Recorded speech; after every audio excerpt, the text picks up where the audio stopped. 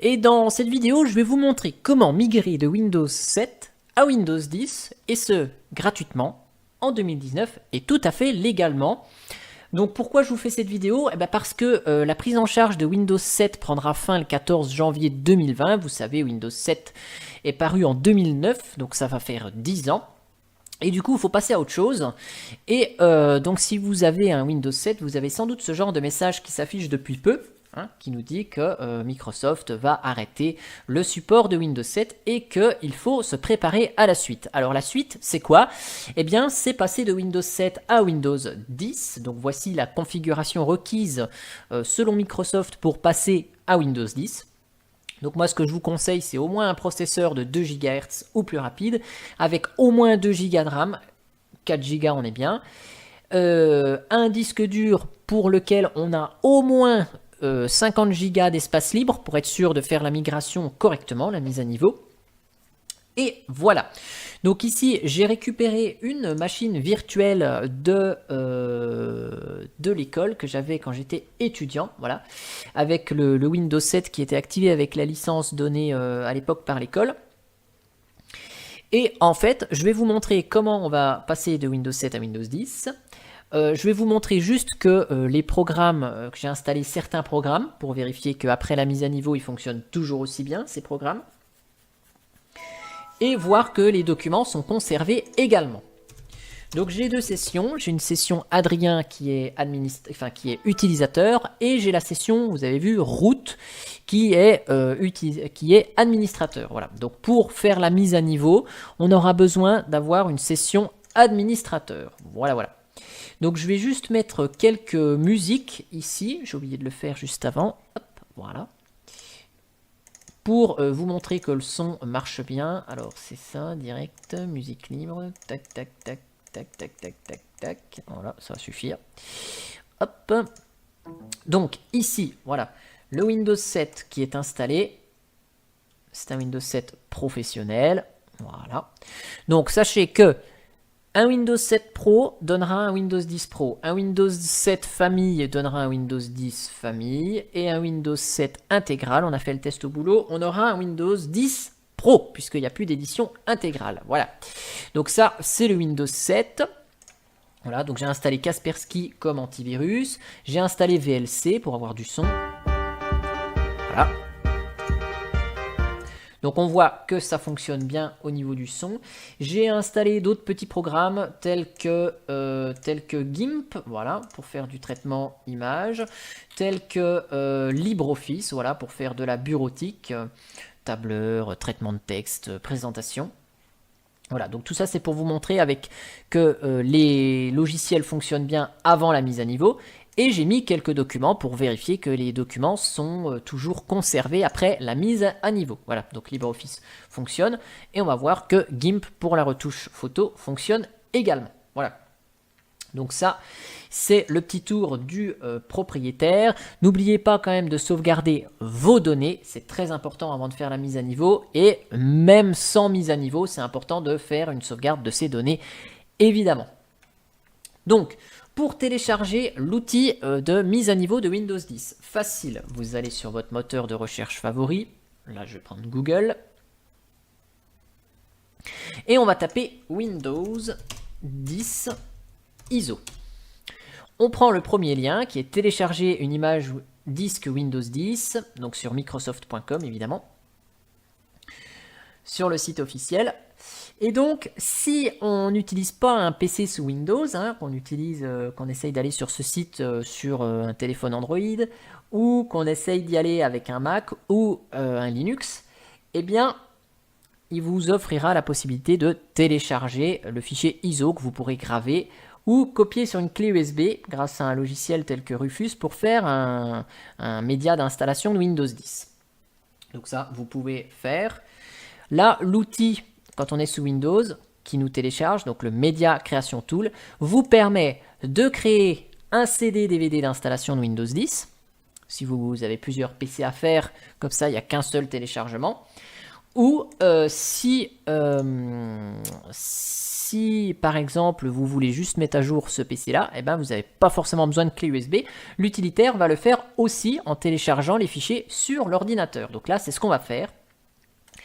Donc ce fichier je vais le mettre dans C, voilà, pour qu'il soit accessible depuis le compte administrateur de la machine. Donc si vous voulez savoir si vous êtes administrateur ou pas, c'est en fait dans le panneau de config. Vous allez dans compte d'utilisateur et là, ici, vous voyez si vous êtes utilisateur standard ou administrateur. Donc, il vous faut à tout prix être connecté avec le compte administrateur. Vous ne pouvez pas lancer le programme avec les droits d'administration. Donc, en principe, vous êtes administrateur si vous n'avez qu'un seul compte. Sinon, il faut vous connecter avec un compte qui est estampillé ici, administrateur, donc comme route ici. Donc, c'est ce que je vais faire. Je vais fermer la session. Et je vais me connecter avec route. Donc, ce qui est important, c'est que la mise à niveau va se faire comme si on installait un programme traditionnel. Sauf que là, le programme s'appelle Windows 10. Sauvegardez bien vos données avant. Il vous faut par précaution 50 Go sur le disque libre au moins. Au 30, ça devrait le faire. Et donc l'outil ici de mise à niveau va s'occuper de vérifier le matériel, si tout est compatible. Et s'il y a des petits points de vigilance à avoir, il va nous le signaler quand même, sait-on jamais. Donc vous allez voir ça. Et donc ici, l'outil qu'on a téléchargé tout à l'heure, il était assez léger. Donc en fait, c'est lui qui va s'occuper d'aller télécharger sur Internet les fichiers d'installation. Donc si vous avez une connexion Internet qui n'est pas très rapide, ou que les serveurs en face de Microsoft, le site de Microsoft est un petit peu surchargé, bah, ce téléchargement peut être un peu long. Donc on va voir ensemble comment ça va se passer ici. Voilà. Donc on double-clique pour lancer le programme. Il va télécharger tout ce qu'il faut et on va se laisser guider évidemment. Je vais tout vous expliquer, mais vous allez voir, c'est assez simple et intuitif. Donc, une fois la mise à niveau terminée, on vérifiera correctement que les applications fonctionnent.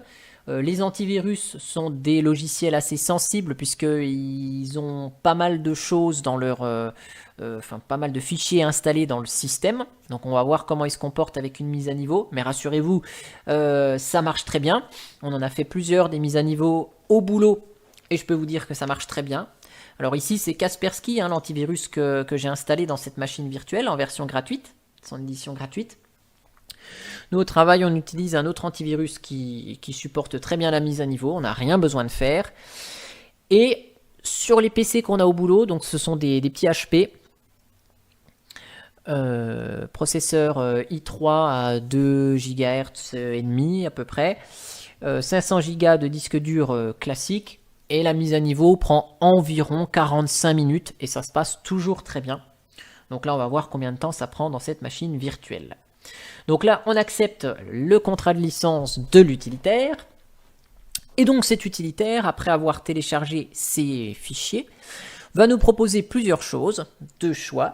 Soit de faire l'installation de la mise à niveau de Windows 10, soit de créer une clé USB ou un CD-DVD. Donc là, on va passer directement à la mise à niveau de Windows 10, de Windows 7 vers Windows 10. Voilà, donc on va mettre à niveau ce PC maintenant. Et donc là, c'est le moment qui est assez aléatoire, suivant la rapidité de votre connexion, suivant la rapidité des sites de Microsoft en face. Mais l'outil va télécharger tous les fichiers d'installation de Windows 10 sur l'ordinateur. Donc ici, je vous montrerai juste une fois qu'il aura tout téléchargé, la taille des dossiers qui s'appellent Windows BT et ESD, voilà, qui sont les deux dossiers dans C qu'on pourra supprimer après la mise à niveau, qui contiennent tous les fichiers d'installation. Donc je vous montrerai la taille, que vous puissiez voir à peu près de quoi il en retourne au niveau de la taille d'installation et donc en fonction de la connexion, du temps que ça peut vous prendre. Ici, il est indiqué, vous pouvez continuer à utiliser votre PC pendant la mise à niveau. Donc, tant qu'on a accès à Windows 7, on peut utiliser le PC. Moi, je vous le déconseille, hein. On va laisser tranquillement le PC effectuer ses opérations sans aller sur Internet, sans faire quoi que ce soit. On va le laisser bosser tranquillement. Donc, ce que je fais, j'accélère cette partie et je vous reprends une fois que le téléchargement il est terminé pour continuer la suite de la mise à niveau.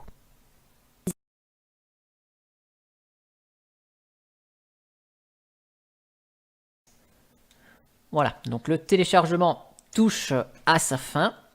Donc je vous montre juste ici, voilà, combien ça prend, que vous ayez à peu près une estimation. Donc ça prend 3 Go 37 ici, dans une machine en 64 bits. Voilà, donc après vous pouvez à peu près estimer comment ça va se passer au niveau de l'installation chez vous. Voilà. Donc là, il est en train de créer sur le disque dur le média d'installation de Windows 10. Donc de la même manière, je vous passe cette étape en accéléré et je commente une fois les étapes suivantes indiquées à l'écran. Voilà, donc une fois que la préparation est terminée, ici l'utilitaire se lance et donc il va vérifier un certain nombre d'éléments sur le PC. Il va rechercher aussi des mises à jour sur le système. Donc je vais vous montrer, hein, il y a 3 possibilités d'installation de Windows 10. Soit vous pouvez conserver vos programmes, vos documents, soit vous conservez que vos documents, soit vous conservez rien du tout et vous repartez à zéro. Donc nous, ce qui va nous intéresser, c'est de conserver les documents et les programmes pour continuer à utiliser l'ordinateur avec tout ce qu'on avait déjà installé sans repartir de zéro. Donc après, ici, l'utilitaire va vérifier un certain nombre d'éléments, si la carte réseau, si la carte son, si l'affichage vidéo sont compatibles Windows 10, ou nous afficher quelques éléments, nous disant « Ah bah attention, il faudra peut-être réinstaller tel ou tel élément sur votre ordinateur après la mise à niveau. » Voilà. Donc il nous avertit des petits soucis de compatibilité du matériel, si le matériel est vieux ou pas forcément très bien fonctionnel avec Windows 10. Voilà. Donc ici, on accepte évidemment les termes du contrat de licence de Windows 10. Sinon, on ne peut pas procéder à l'installation.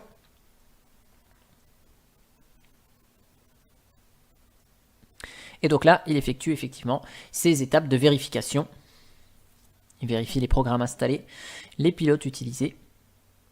Et il va nous proposer certains avertissements,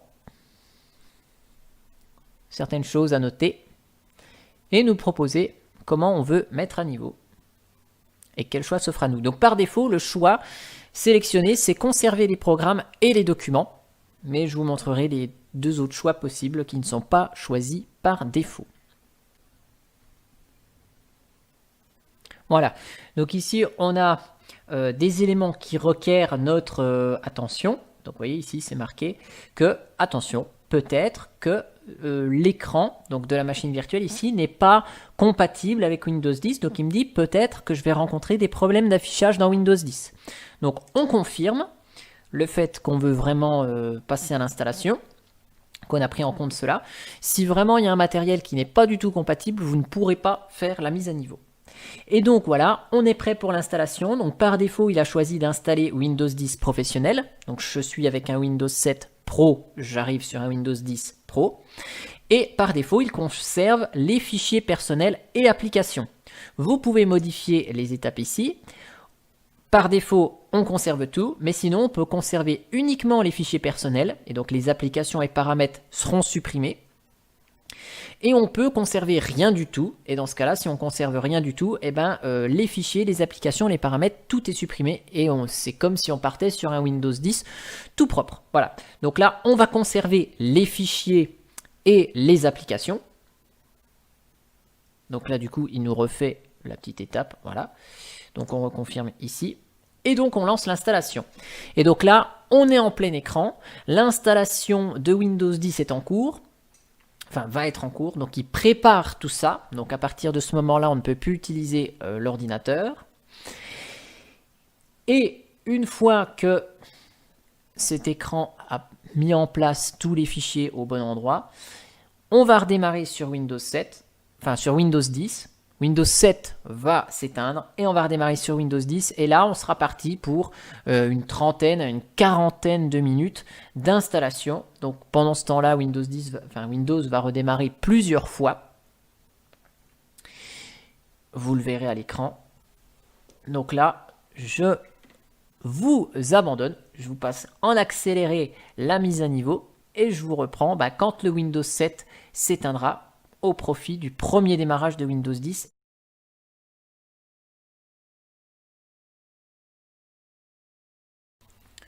Voilà, donc la première copie et préparation est terminée. On va voir donc le PC s'arrêter avec l'écran de Windows 7. Et donc c'est à ce moment-là qu'on dit adieu à Windows 7, puisque tout ce qui va se passer à partir de maintenant est entre les mains de Windows 10. Voilà, donc il charge les fichiers. On a l'écran de démarrage de Windows 10. Et donc là, va se poursuivre l'installation de Windows 10.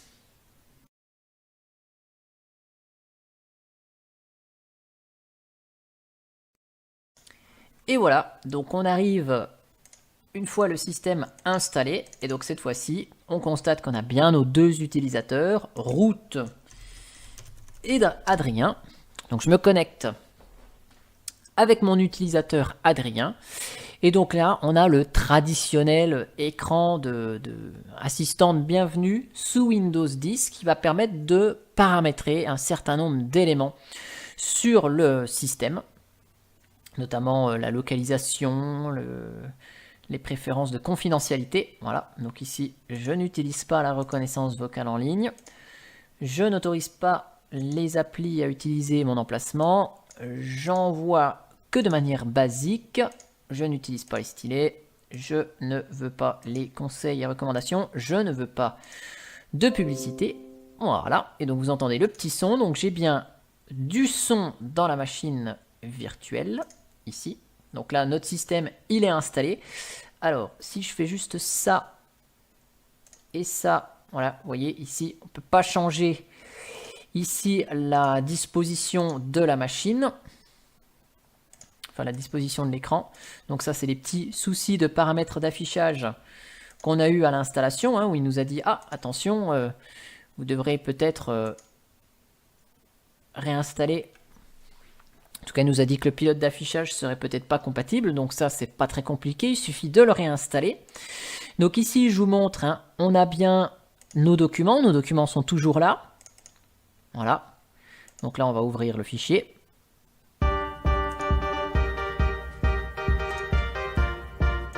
On a toujours du son. Donc après, on a nos applications telles que LibreOffice. Voilà, on va lancer par exemple LibreOffice Writer.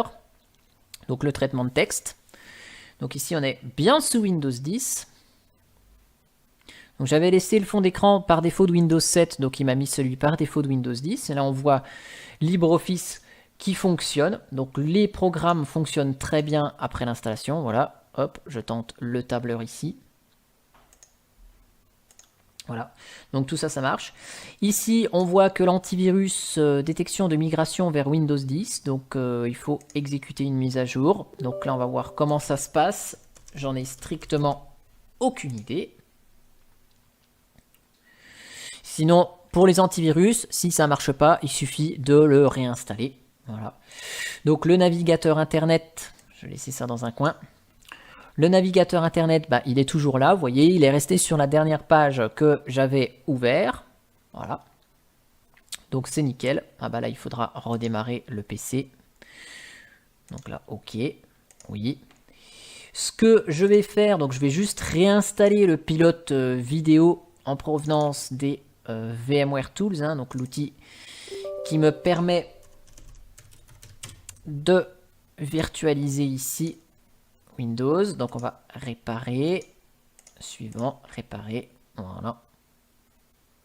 Et donc là, on devrait retrouver normalement un affichage correct. On va vérifier ça. Donc là, on a bien sûr toutes les applications de Windows 10 qui se sont installées. Donc là, on a toujours Clémentine. Voilà, ne pas vérifier. Donc Clémentine, il est là. Hop, voilà. Donc si là, on essaie de paramétrer Clémentine, un logiciel qui n'était pas paramétré avant. Tac, donc musique, sélectionner. Ok, voilà, il détecte ma bibliothèque de musique. Et ça marche. Voilà. Donc on avait installé quoi comme autre logiciel? Donc VLC, ben, on a vu qu'il fonctionnait. On a top, donc Kaspersky, il faut redémarrer et il va fonctionner du coup. Voilà. Ici, on a GIMP. Donc lui, il marche toujours. Oui, d'accord. Donc là, on doit redémarrer. Oui, on doit redémarrer pour supporter la musique. Tout ce qui va bien. Donc là, hop, voilà. Bah, il me remet mon écran en grand.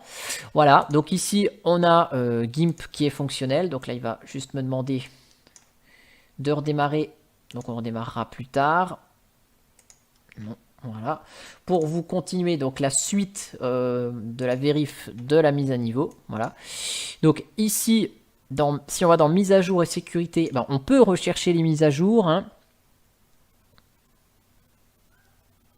Voilà, et donc là, il va nous chercher les mises à jour, il va nous installer les derniers packs de mise à jour, voilà, avril 2019, suppression de logiciels malveillants, Flash Player, mise à jour cumulative pour Windows 10, et donc si dans les mises à jour, on va dans l'onglet Activation, voilà, il nous dit bien que Windows est activé à l'aide d'une licence numérique, donc c'est bien notre licence Windows 7, qui a été entre guillemets converti en Windows 10. Donc le Windows est bel et bien activé. Donc on a la possibilité de faire les mises à jour. On va pas être embêté par la suite. Et donc voilà, je suis parti d'un Windows 7 professionnel. Donc j'arrive avec un Windows 10 professionnel. Voilà. Donc là, tout est fonctionnel. Après, on a, voilà, on a toutes les applications Windows 10 ici qui sont fonctionnelles et qui nous restent à configurer comme les comptes, comme la calculatrice. Voilà, donc le courrier, la calculatrice. Voilà, et tous les logiciels fournis avec Windows 10. Voilà. En tout cas, j'espère que cette vidéo, elle vous aura été utile, elle vous aura plu.